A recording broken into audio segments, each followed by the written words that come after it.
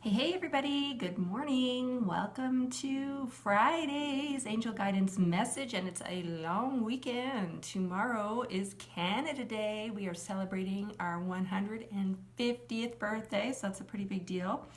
And I know all my friends down south are gearing up for the 4th of July holidays, so it looks like it's going to be a fun weekend with lots of celebrating. And so just to kick things off and get your weekend started, let's get to today's message. And if you're new to me and my work, I am Ramona Remisat. I'm an intuitive guidance coach, angel therapy practitioner, speaker, and co-author of 2 books. They are Amazon bestsellers, 365 Days of Angel Prayers and 365 Ways to Connect with Your Soul. And today's message comes from the magical messages from the fairies, because it is summer and the fairies are the angels of the nature kingdom. So here we go. Today's card is affirmations. Affirmations. And I'll read to you what it says. It says, to lift up your thoughts and energy and to attract what you desire, use positive affirmations. So I think a lot of people are pretty familiar with an affirmation, but where we go wrong with them are in a couple of ways. Sometimes people have like a huge list of affirmations, so they're reading them out, and after about the 5th one, they start to sound very robotic, right? And there's no feeling there, there's no connection there. They're like, I am this, I am that. And it doesn't, it's not emitting a signal because there's no feeling there. It's just kind of numb. So if you're going to work with affirmations, and I do highly suggest it, I really recommend that you only work with maybe 3, really if you're stretching it 5 at the most, and they have to resonate with you to the point where they make you feel something, right? Don't just rhyme them off because somebody else says that that works for them or that they really like it. You have to have that emotional connection, because it's not actually the words that are the power behind affirmations, it's the emotion or the feeling. Because when you feel that, it is like a signal that you are emitting out to the universe that it is going to respond to. So I want to share with you one of my favorite affirmations, and this is gold. Honestly, like, people have come back to me and said, you won't believe this, and shared some pretty cool stories. So it's really simple. It's everything works out for me. Everything works out for me. And if you walk around just saying that over and over every day, but you really have to truly believe it again, you have to say, I'm not worried because everything works out for me. This is going to be totally fine. Everything works out for me. I don't need to worry about money because everything works out for me. And the more you use that and really feel that, some pretty cool stuff can start to switch and, have some movement in your life in areas that you might not have expected, and in good ways. So, and remember, affirmations are the most powerful when you start them with I am. So always be really mindful of what words you're putting after that, because I am are the 2 most powerful words in our language. Hey Beth, welcome. So if you're walking around, you're like, oh, I'm such a dummy, or I'm so stupid, or whatever, and by the way, I'm canceling that, then that's the signal you're emitting. So be really careful as to what you're saying after I am. Beth, if you're just joining, our word or our message today is affirmations. So make sure that, as I was saying, you don't have a list of 50 of them, maybe 2, 3, 5 at the very most, because you have to have a feeling behind it. Right? And if you're very robotic and you're just rhyming them off, blah, blah, blah, blah, then that's not going to be powerful. It's not going to work. I'm getting the message that what it's important for people to do is to maybe today really try to pay attention to your self-talk.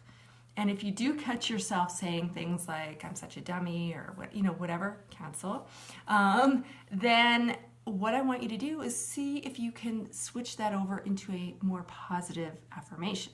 So take what your negative self-talk is, and then how can you rework that, reframe it, reword it into something that then can become powerful and uplifting.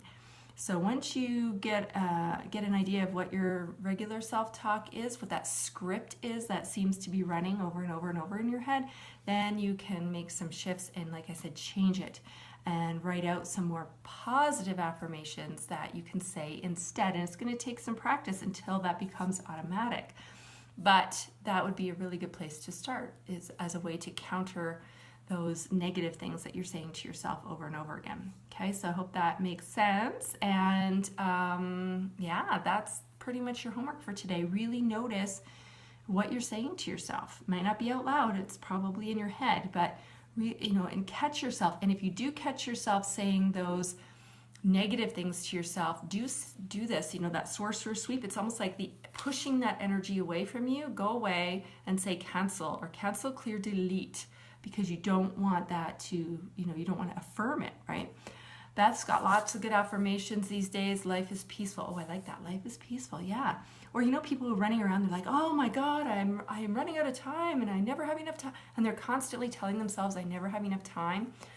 If you're one of those people who feel that way and you're just like cut short every day, try this. Try saying, I have more than enough time to do everything I need to do.